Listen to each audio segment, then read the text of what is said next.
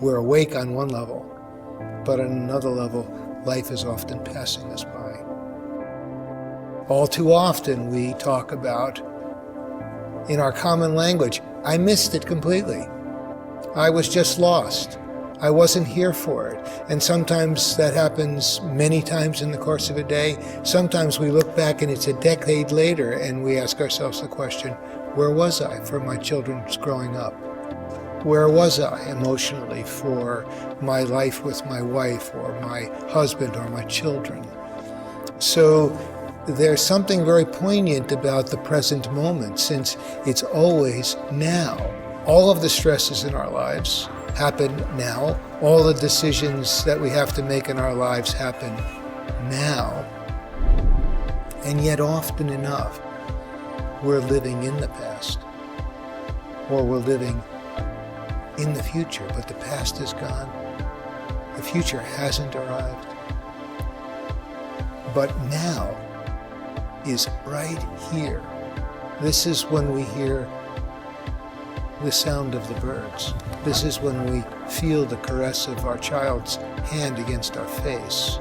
Mindfulness is a way of beginning to become more attentive to the present moment, to the actuality of being alive, and maybe even more importantly, participating in that act of being alive.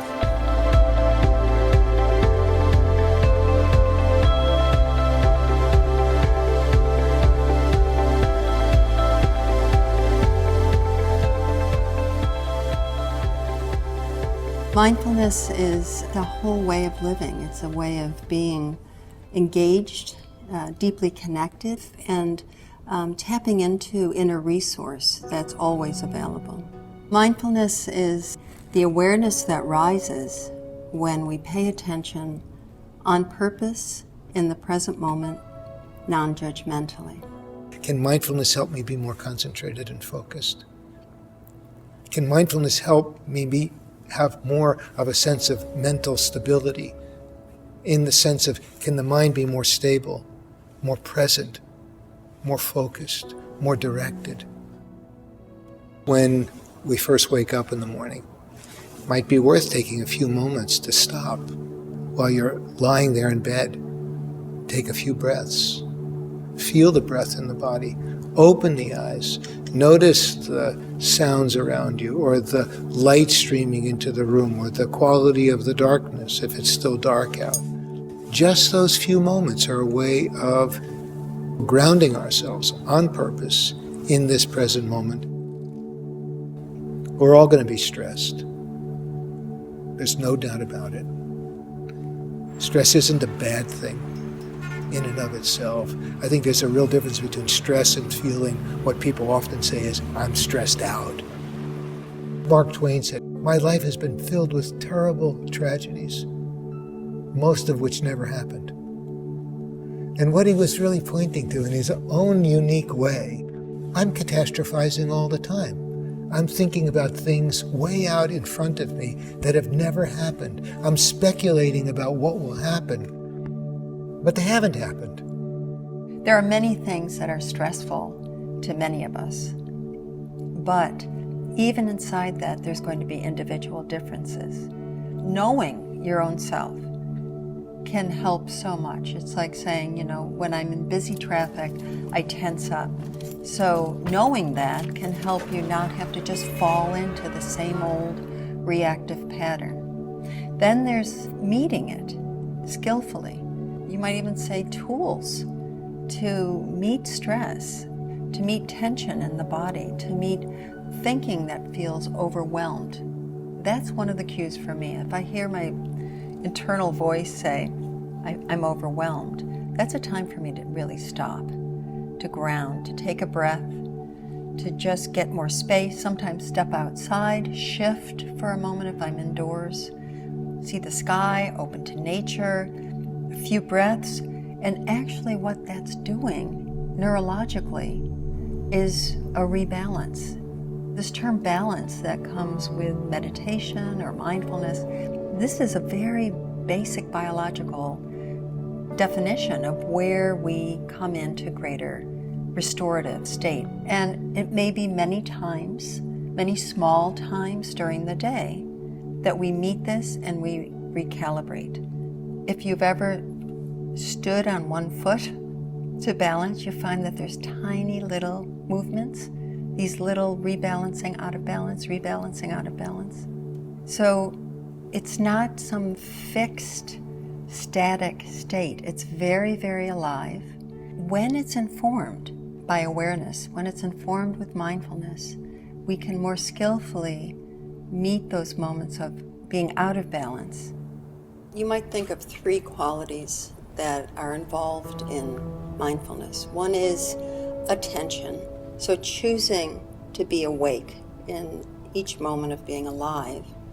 Intention is the choice to do that, purposeful choice. And the other is attitude.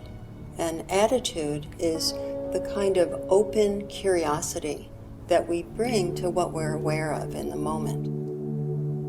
The research has been suggesting that these practices can have a powerful and positive effect on health and well-being across a wide range of medical and psychological conditions.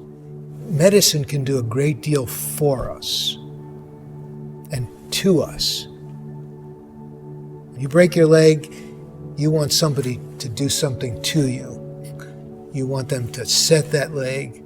You want them to do something for you. That's essential. And modern medicine has done a great deal for us that we need. Equally so, there's a lot we can do for ourselves in the domains of health and well-being. Nobody knows your body better than you. And we know as well that about 80 or 90% of our sort of ongoing illnesses are lifestyle related. They're related to behavior. Only we can do something about that. I don't think there's any doubt any longer that the human being, the person, is at the center of their own health and wellness. And that's what we mean when we talk about participatory medicine, is that you want to be a spectator, your health will pass you by. You want to be a participant, it can help you be alive moment by moment and enrich your life. Mindfulness begins to reveal to us our habits, our patterns. Mindfulness is a very good training ground for developing that kind of buoyancy, that kind of stability, that kind of capacity to catch ourselves when we're just moving off into our usual conditioned activities or habits or patterns and saying, wait a second, or we don't always catch ourselves. There's a redeeming quality to the recognition, I just did the same old thing again, because it means we now know it.